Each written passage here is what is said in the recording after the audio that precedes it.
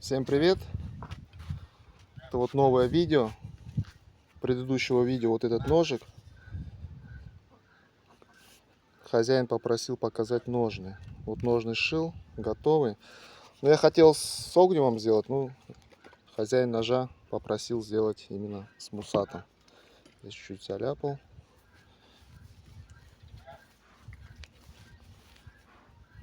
Так, сам ножик.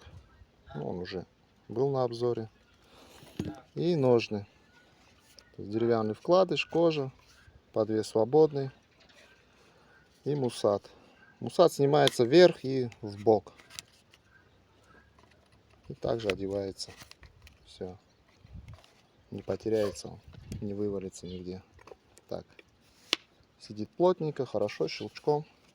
Все, поедет ножик в Мурманск. И еще один нож на обзор. Это нож свободный. Клиент вчера отказался, слился. Так, ну ножны все то же самое. Деревянный вкладыш, кожа, подвес свободный. Так, и сам ножик. Здесь сталь Х12МФ. Длина клинка 150 миллиметров. По ширине он 25, ну по толщине 3,5 и немножко клином идет. Так, здесь больстер получается стабилизированный кап клена, береста, ну и тыльник стабилизированный кап клена. Хвостовик толстый, широкий, идет до конца. Буквально здесь миллиметров 7-8. Граф, не шатай, не доходит. Вот такой ножичек.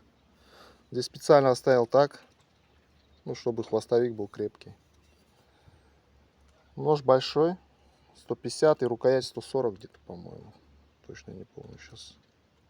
Кому интересно, успевайте. Ссылка под видео будет. Сидит плотненько, хорошо.